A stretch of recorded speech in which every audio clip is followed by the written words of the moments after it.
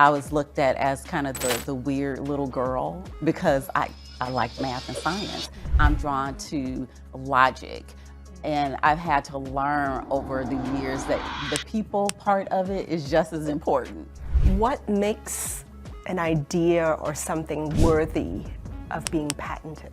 Many times people feel like they have like the next best thing. And there's so much that goes into it. Or how do you find these people to give you that feedback or to help you grow? You are not limited by the circumstances into which you were born.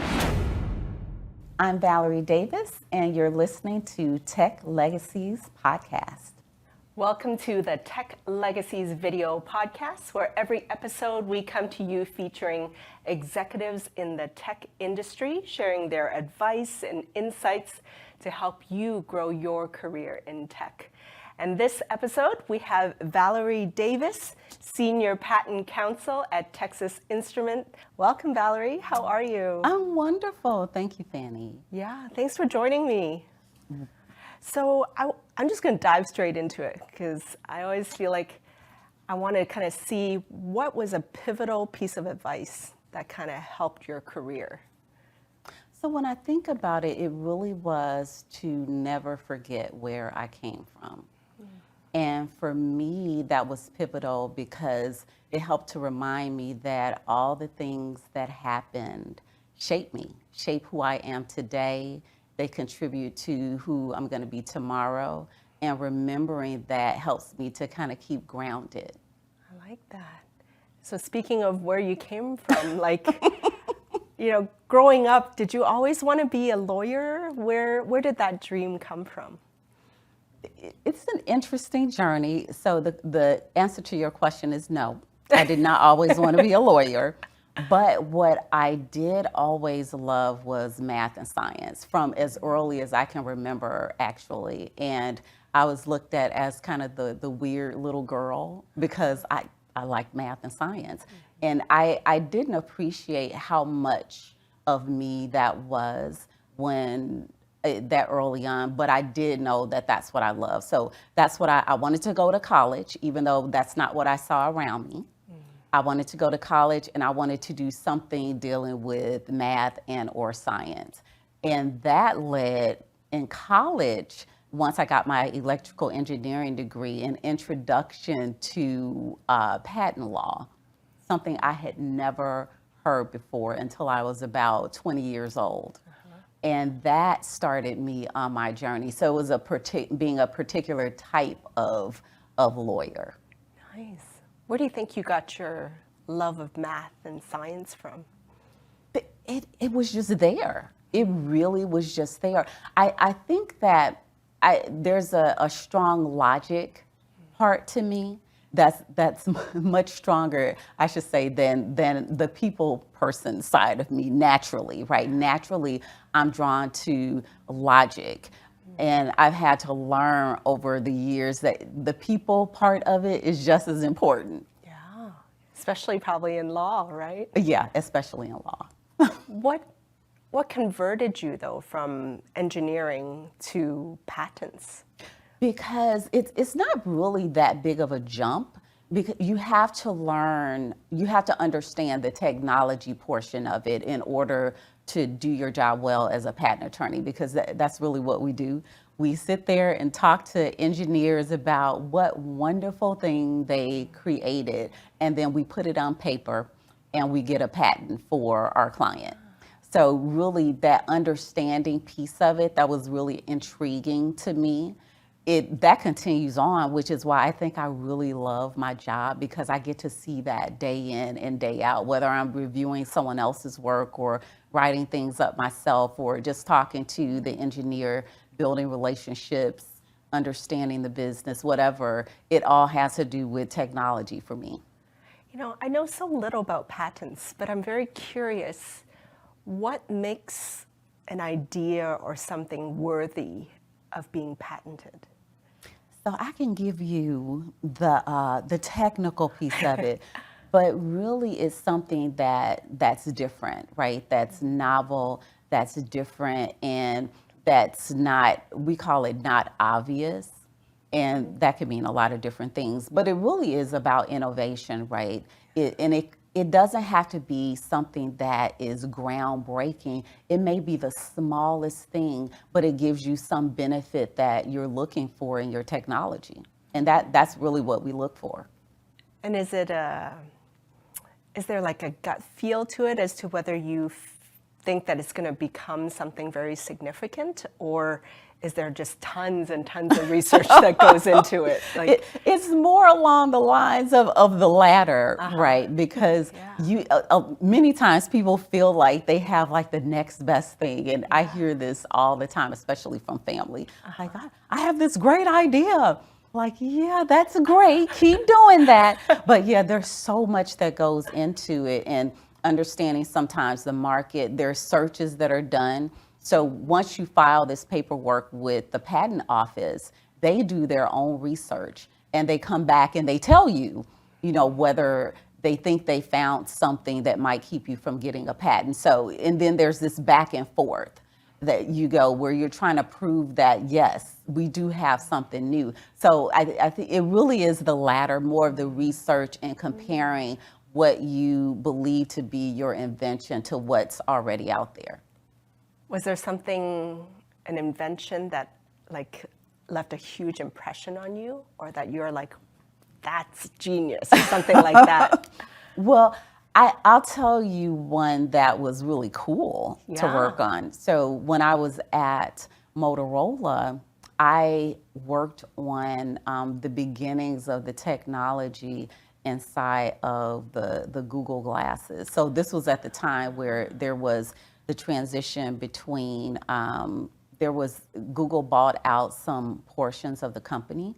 And so, yeah, in that interim time when they were working on the early stages of the technology, I got a chance to work on that. So that was pretty cool. And then way back again when I was working with Motorola, when LTE, now we're 5G looking towards 6G, but when LTE first came out, I was working on a lot of the technology behind that as well. So that was pretty interesting. That's cool.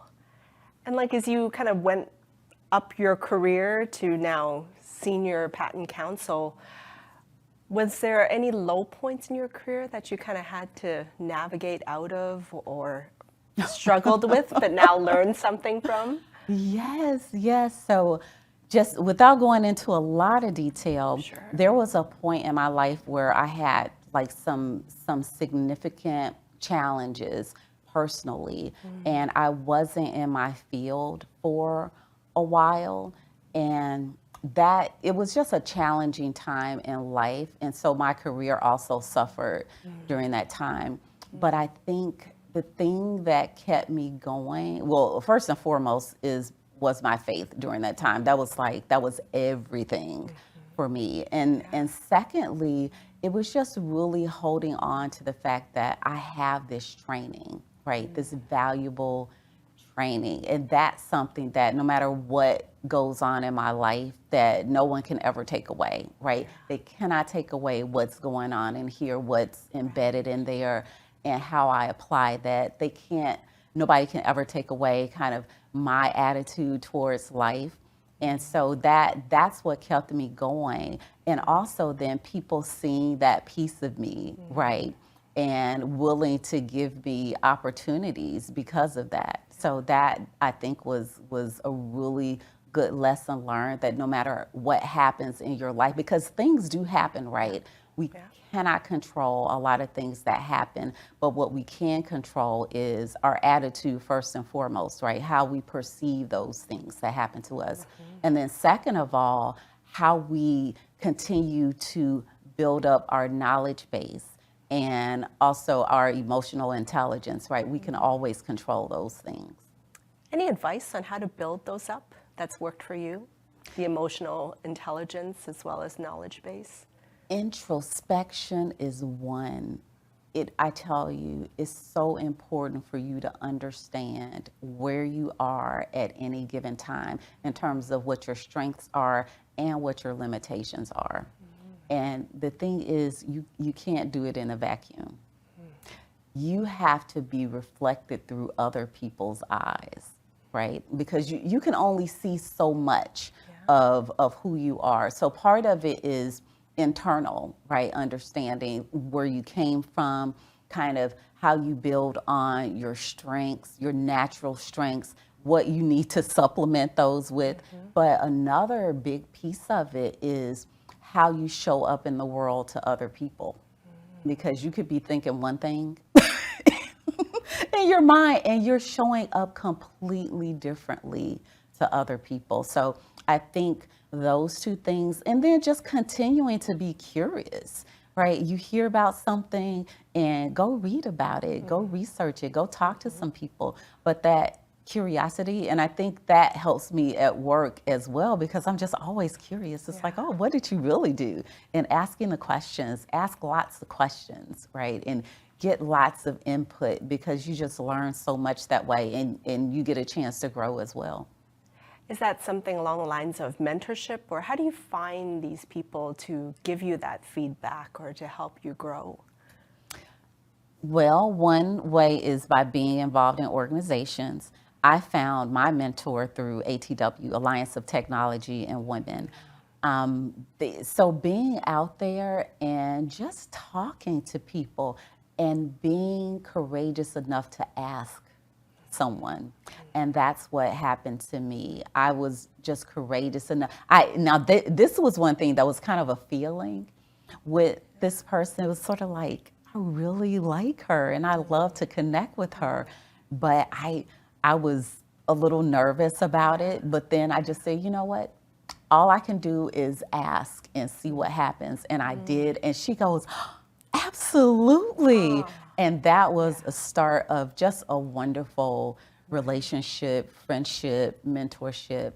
And so, yeah, you really you have to ask. You have to make sure that the person kind of, you two align with your personalities and maybe a little bit of your background where you can connect, right?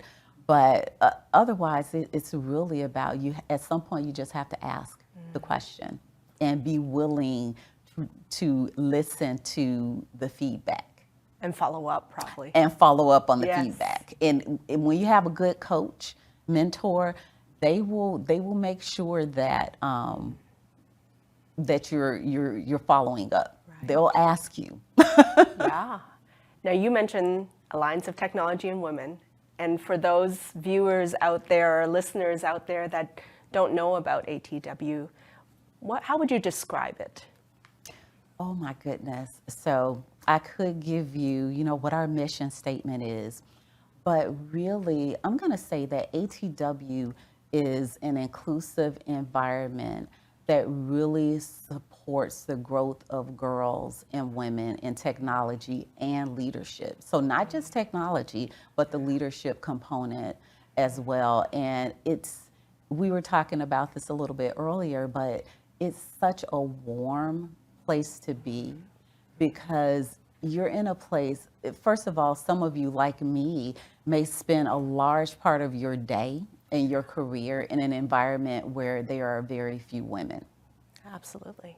And that can be discouraging or lonely sometimes, right? No matter how thick-skinned you are, when you look around and it's just you, or maybe you and one other female, it just kind of, it's not as encouraging. But in this environment, you see women doing all kinds of things, right? In technology and in leadership. And it just inspires you to just keep pushing.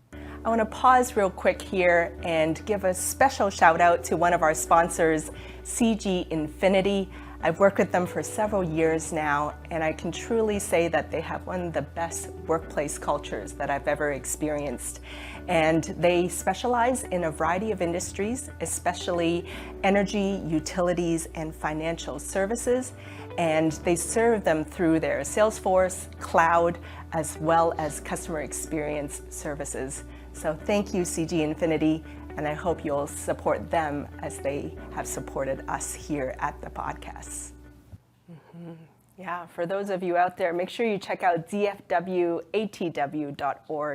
because I've found a place whenever I'm there, you're right, I don't feel as alone almost, right? Because even if we have the most supportive men and male role models around us, Thank you, allies. Yes, thank you, allies. There's still something that I think sometimes only a woman understands, Yeah, right? yeah. Like, I know something that you and I talk about is sometimes we have those moments of self-doubt or moments of a lack of confidence, and throughout our career, right? Navigating those ups and downs. Have you kind of experienced that, and any advice you would have for other women that go through that? I think that, and this is from talking with other women in all different types of positions, we all experience that. And that was one thing that I didn't understand fully until I started speaking more with mentors and leaders in the industry and listening to their stories. And I think that's a part of human nature. At least this is what I get from them, that we're not alone in that feeling of you step into a new role and you're overwhelmed and you're just like, what in the world am I doing here, right? How did I get picked? Yeah. And the whole thing about, people hear about imposter syndrome, right? That is real. And what I've learned from that is that all it does is it's telling me that I'm pushing myself beyond what I thought was possible, beyond what I thought my boundaries were. And honestly, that's the only way that you can grow, right? Yep. And just having a support network like a mentor or a coach or your cheerleaders, right? The people who are just always there to cheer you on and tell you how wonderful you are and remind you of the things that you've accomplished.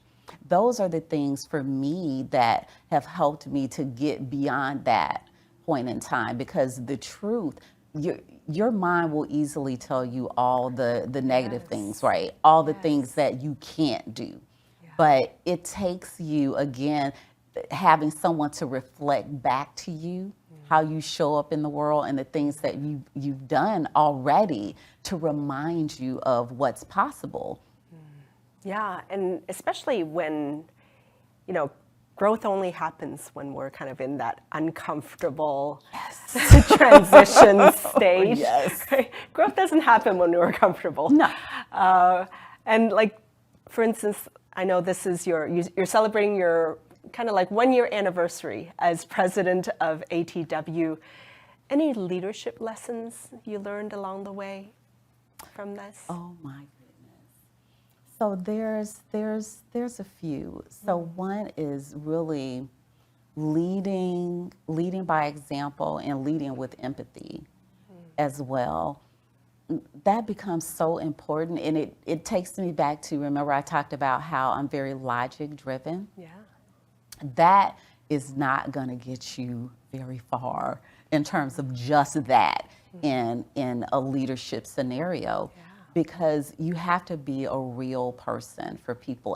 And even as you lead and even as you have hard conversations, you have to understand where people are, and you have to understand the people who you lead, so that not only are you helping them to work with you to reach a certain goal or to accomplish certain things, but also so that they grow, right? And so that you grow. And leadership really is about not only influence, but helping others to grow. And I think that was one of the biggest things that I've learned. And the second thing is that things don't happen right away. Just because things aren't changing as quickly as you think, it doesn't mean they're not changing. And it doesn't mean they're not going in the direction that you want them to grow. So patience is a huge thing, I think, with leadership and just being persistent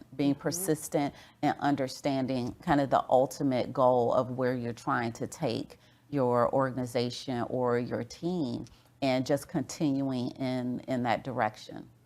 And I think that also kind of debunks a lot of myths around technologists, where it's not always logic that wins, right? And it's not always, you doing it yourself. Like it takes that empathy, it takes that team. And then, being in these highly technical kind of fields and needing absolute precision and accuracy, have you found that people then may not embrace failure as much, right? Because you're in patents, right? For every patent that gets approved, I'm sure there were like 50, 100 failures, right? How do you work in these highly specific things and yet still embrace that kind of failure in the culture? That is a really good question. And it's one that I struggle with myself, that I had, and it's kind of a balance, right? You understand that precision and the drive towards the best is where you want to be, but at the same time, you also have to realize that along the way, you learn through those failures. Yeah. You learn through those trying and it doesn't turn out exactly the way that you wanted to, but that's a good thing. And some company environments are like that, where they encourage people to just try things. And I think that mentality, when it's supported in your culture, is really, really helpful for growth and leadership, because when you're leading, things go awry. Things do not turn out the way that you expect. But then at the same time, you also see that when the team is rallying together and everybody is putting in everything that they have, you get some beautiful things out of that you never expected. It may not have been what you had planned for, but sometimes it's even better. So setting aside that time and then that acceptance of potential failures. And just accepting it as part of the process, right? It doesn't mean anything in terms of who you are as a person, not even necessarily who you are as a leader or how effective you are as a leader. It just means that particular thing didn't work. Maybe you found out some input or parameters or things like that you didn't know before, right? That impacted what your result was. But now you know what that is, and you can pivot and incorporate those things and come out even better. So it just not thinking of failure as failure, but just as a learning opportunity and never taking it personally. So hard to do. Yeah. And as far as you obviously give back to your community through ATW, are there other suggestions that you have for our audience in terms of getting more involved in their community and developing that knowledge base and the network as well? So really think about what drives your passion, right? For me personally, it was wanting to create opportunities, because I came out of an environment where there were not opportunities, and people gave me opportunities, and I so appreciated that. But at the same time, that never forget where you came from advice, right? Going back to that, I can see the struggles of the community as a whole that I came from, and that never leaves me, because I see a segment of the population who just don't have opportunities. And it's just the way that it is right now. And so whatever I can do to change that is what I want to do. And ATW is a vehicle that allows me to do that. Not only does it allow me to kind of do the grassroots type of things with like our I Lead in STEM program. That's a program that introduces a lot of young girls who are in underserved communities to STEM program and also leadership. So I can give back that way, but also being an example of what we talked about of what did I say to you, Fanny? I can't remember. It was something about that you are not limited by the circumstances into which you were born. You're just not. Yeah. And just helping young girls or helping women who are thinking about going into technology, because with our Ignite program, this is helping women who are underemployed or unemployed to transition into technology. And many of them have never, they don't have a technology background and they have never been in technology.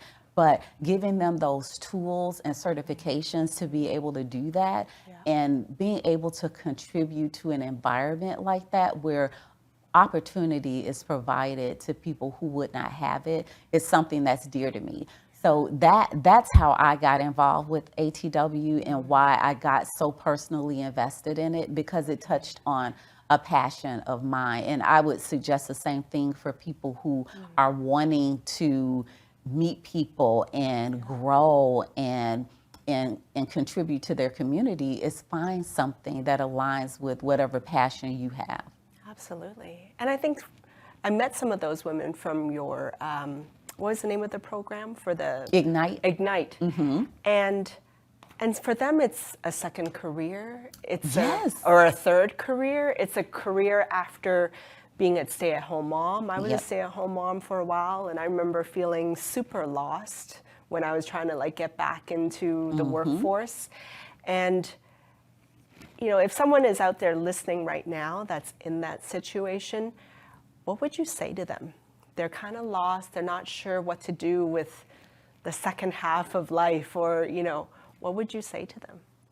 I would say to them that it is never too late to start over, start anew, start differently. It is never too late. Don't think that you're too old. Don't think that too many things have happened in your life. It really, and I say that with all honesty, it is never too late. It is never too late. And just having the courage to say to yourself, you know what, I'm not going to give up. I'm going to keep pushing forward. That's the thing that's going to pull you through to something different and something wonderful. And I also want to say that for a lot of those women, it's not only a change of career, it's a change in their family tree. That gives me shivers. It really is, because it was that way with me coming out of the inner city in an underserved community. No one in my family had gone to college, in my immediate family. We did not have engineers. We did not have lawyers, nothing like that. So me doing what I did and the people along the way who helped me with that really have helped to change my family tree. And it doesn't stop with me. My son now wants to go to medical school. Wow. And again, that's another change in the family tree. We don't have doctors in our family, but and that came from really people opening up doors for me. Yeah. Because they saw someone who was determined, someone who wanted to grow. And that's what people look at. They don't look at whether or not you're perfect. They look at whether or not you have a desire and a willingness to do something more than what you've done before. And there are a lot of people who will give an opportunity to someone like that. That drive. Yep. We feel it when someone is driven. Exactly. Right? And we want to like be part of that bandwagon. Yes, absolutely. So Valerie, as you kind of navigate this, you know, the rest of your career even, and the impact you want to make, what kind of legacy do you want to leave behind? I think that I really want to be known for someone who cares about others and who cares about their growth, and who does everything she can to help provide opportunities. There are so many people, I think, who have these hidden talents, because I think we're all born with gifting, right? We're all born with something innate that, if developed, we can really contribute to our society, the well-being of our families, and the well-being of others. And I want to be known as someone who used her talents and her resources to help bring that about for as many people as I can. Yeah. And when you kind of look back at the the 12-year-old girl, the 12-year-old Valerie that loves science and math, if she were to see you now, what do you think she would say?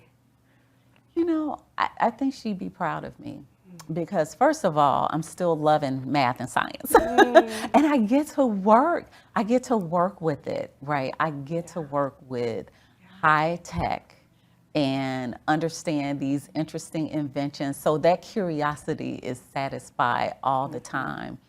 But also that I stayed courageous, right? I continue to press forward into uncharted waters, at least for me anyway. And I never stopped doing that.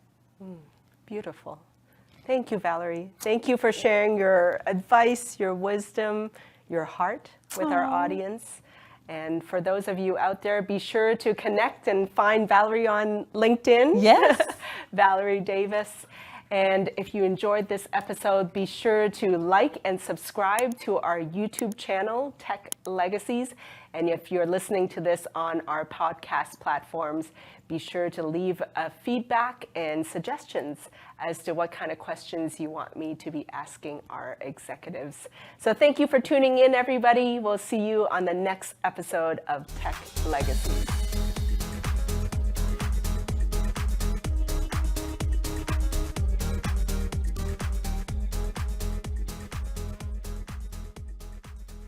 At Tech Legacies, we're all about helping technology professionals grow and succeed in their careers by sharing the advice of top technology executives. If you're looking to take your career to the next level and become a technology executive yourself, we have an exciting program to tell you about.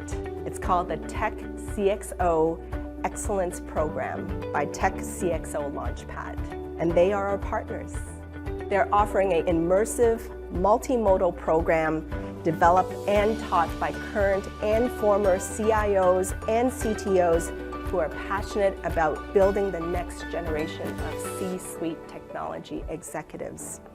And you'll experience a full immersion into the C-suite world and also get to collaborate, network, and experience capstone-style projects with other professionals. And this is all while benefiting from face-to-face interactions in person with industry guest speakers. It is exclusively for a new level of C-suite executives and C-level direct reports and second directs who are earmarked for succession planning and career growth.